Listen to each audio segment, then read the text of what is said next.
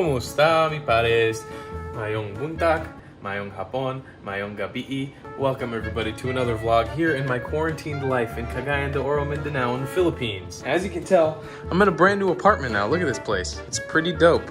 This is my place I'm hanging out in for the next whoever knows how long. It was a crazy journey to get here, and I'm gonna hopefully be making a video on that soon. So I'm Jewish, as I've talked about before, and the holiday of Passover is coming up in just like 2 days. If you don't know what the holiday of Passover, or Pesach in Hebrew, is, it's basically celebrating the exodus of Egypt for the Jewish people, finally getting their freedom and making their way to the land of Israel. So I'm a little bit of a pickle because Cagayan De Oro doesn't really have much in the sense of kosher products or kosher for Passover products, but I've been getting help from the rabbi in the Jewish community in Manila, in Makati. He's been instructing me on things that I can get. So I'm actually going to head out to the store right now. I'm in downtown Cagayan De Oro now, which makes it a lot easier for me. I'm literally right next to all the supermarkets. I can hop on in and look for the things that I need.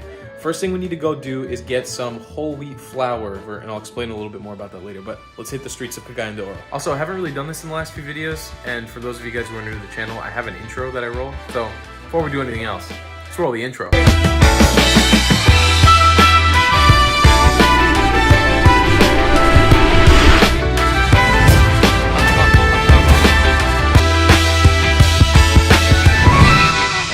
Y'all already know the drill. Mask on first. Hand sanitizer at the ready. Keys, my scrandles. Time to go. Alright, so this is the building where I'm staying. Centrio Tower. It's right next to the Centrio Mall. Look how empty. This is literally downtown Cagayan De Oro. It's just empty. It's still bananas to me. It feels like the city is becoming more and more of a ghost town every time I go out. We'll see what happens. I gotta head into a mall and look for a store called Healthy Options. That's what I'm looking for right now. So we'll see if I can get in.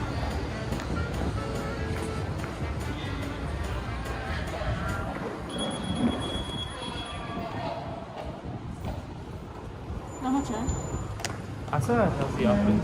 Another empty mall, ladies and gentlemen. Look at that. It's just completely empty. I know I keep doing this in every video, but it never ceases to amaze me. Look at that. All this is empty. All right, Healthy Options. Oh, there it is. That's the store I'm looking for.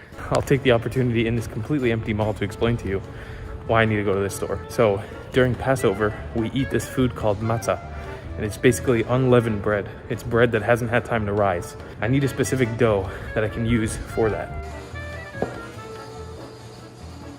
So here's the brand I need. They don't have it here in the shelf, so I've had to ask, see if they have it in the back. Yep, that's what I need. How much is that, Pilar? Alrighty. I'm very happy right now. First mission for flour was a success. You know, Passover is a holiday you celebrate with family, and you usually do with a lot of people, but because of the social distancing rules, Jews around the world right now are gonna be celebrating Passover by themselves, including myself. So I'm at least happy that I'll have somewhat of the proper materials to make this Passover a real Passover. All right, next up, I gotta go get some vegetables and fruits and stuff like that from the supermarket, so let's head there.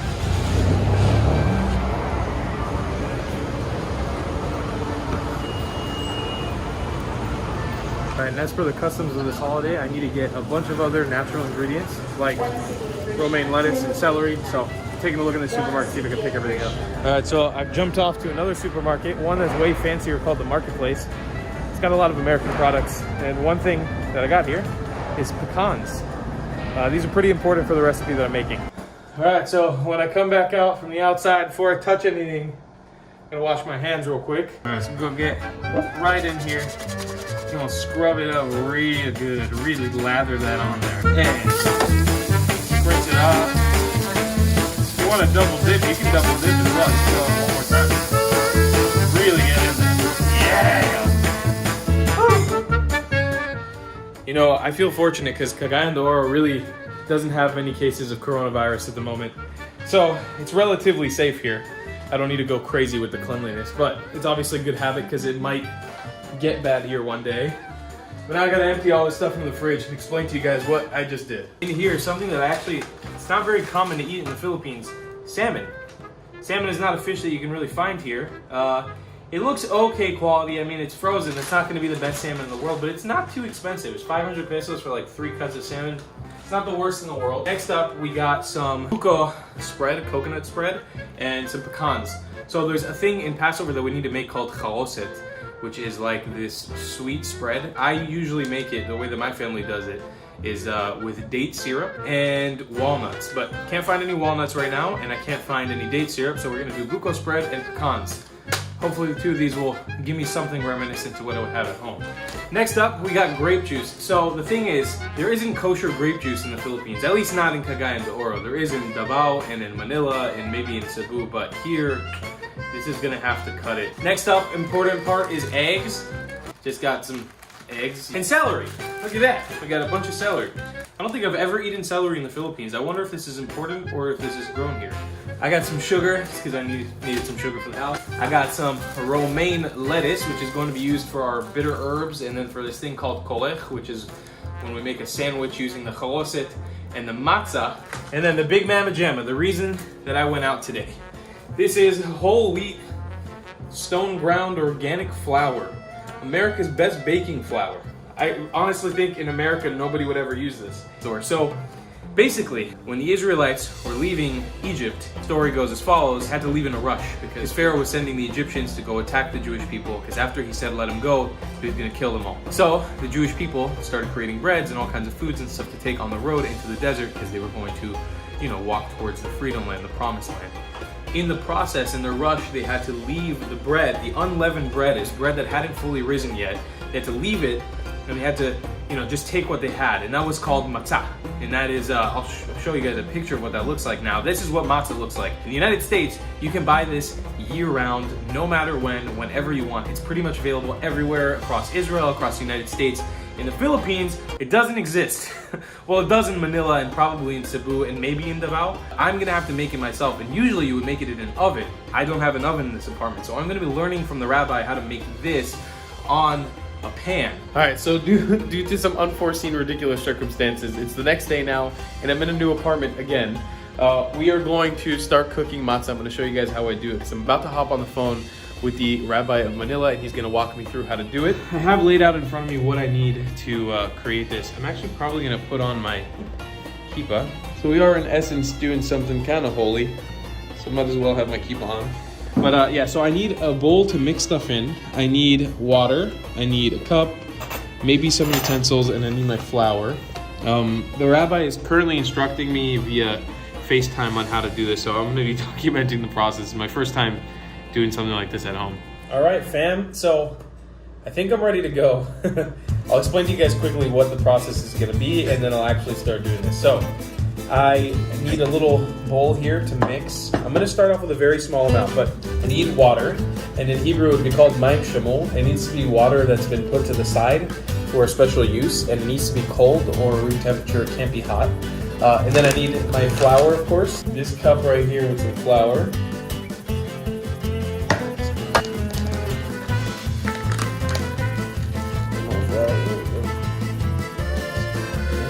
Flour, all right. Whatever spilled in here. So there we go. Got a half cup of flour, and then we'll do some water. Some water in gradually, and then you mix it. So you got to keep mixing it. And so we have a thing in Judaism called halakha, which is sort of like a thing that you follow, and then we have a thing called minhag, which is tradition. And from what I've understood, it's generally like people believe you need to do this within 18 minutes to have it be correct matzah. Like you have to do it really fast, but technically, according to the actual religious element, it doesn't really matter. You can do it as fast as you need to, as long as the dough is not sitting. You need to always be working the dough. So generally, from what I've understood, you need to mix this in for about 10 minutes and make sure it's not too sloppy. I mean, I've never really done this, so I don't know exactly. I mean, this definitely looks way too sloppy. I'm gonna need to put in some more flour so that it's getting the right consistency.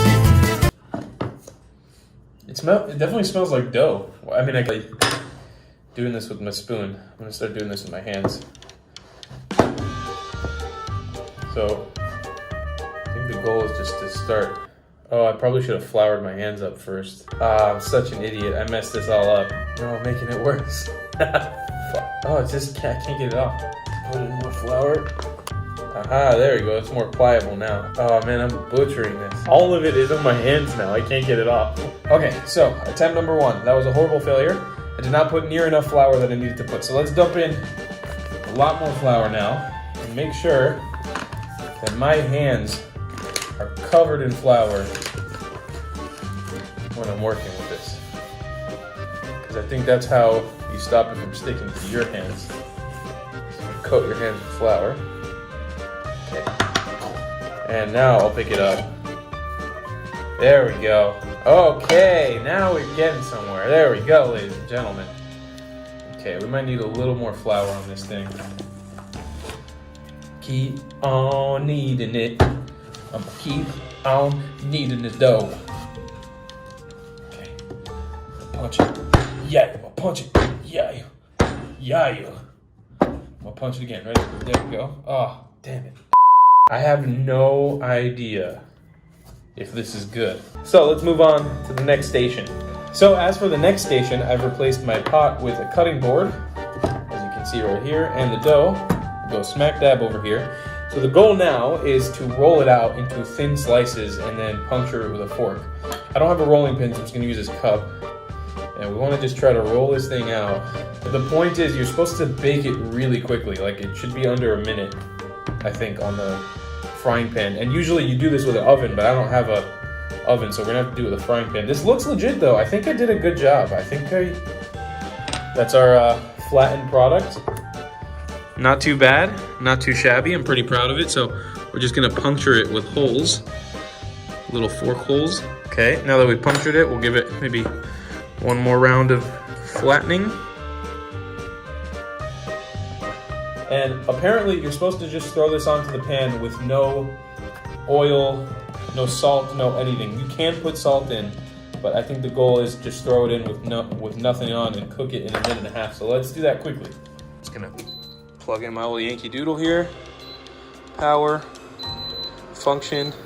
The video that I watched, he put it on high, on the highest possible setting. So let's do that. Get that wire out of the way so we don't burn down the house. And we'll do this in 1 minute. It's making some sounds. Oh, it is cooking already. Look at that, it's already become a little brown. Give this just a few more seconds and we'll see what the finished product is. All right, ladies and gentlemen, this is definitely smelling more like what I would associate matzo with. And those spots, those little burnt spots, it's definitely what I would associate matzo with. It's looking pretty promising. I think I might have nailed this on the first shot. I'm kind of excited about this. All right, I'm considering this the finished. No.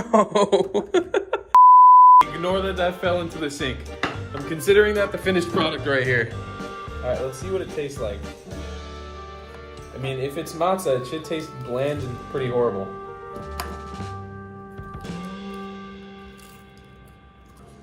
Yeah. Oh my God, I did it. It tastes horrible. That is matzah. Oh my God.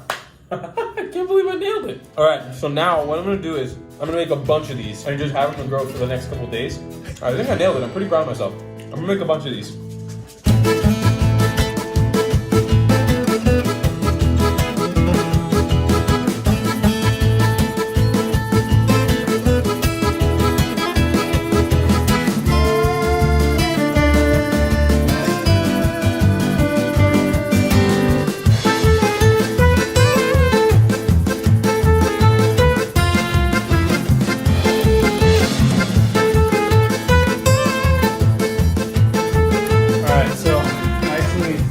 Left one on there to burn a little too long and it caused a bunch of smoke in the apartment.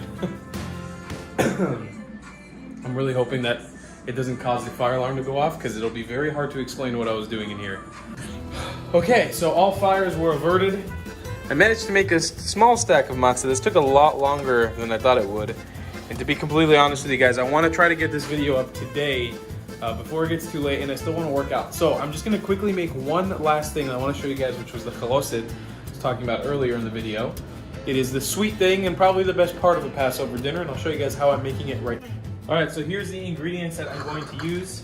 Some of the pecans, some of that buco spread, an apple, and some honey. It's gonna be very, very basic. That's my apple pieces right there, cored out. I'm gonna take all those apple chunks, just toss them right into this bowl. Next up, we can get these pecans. We got our apple pecan mix. This buko spread happens to be really thick. So what I'm gonna do is I'm gonna douse it in honey, Filipino honey. This because I've never done this before. I'm experimenting with this because I just don't have my date syrup. That's a freaking smooth little consistency right there. Oh yeah. And boom, just like that, we got our little floral chaloset for Passover. I've never ever seen it be made with pecans or with coconut, with buko and apples like this. But hey, it's gonna have to work because we're in the Philippines. So now we got mostly our Passover meal prepared. This, and then some other things that I'm gonna have to create tomorrow, like that salmon and all that stuff, but we got it.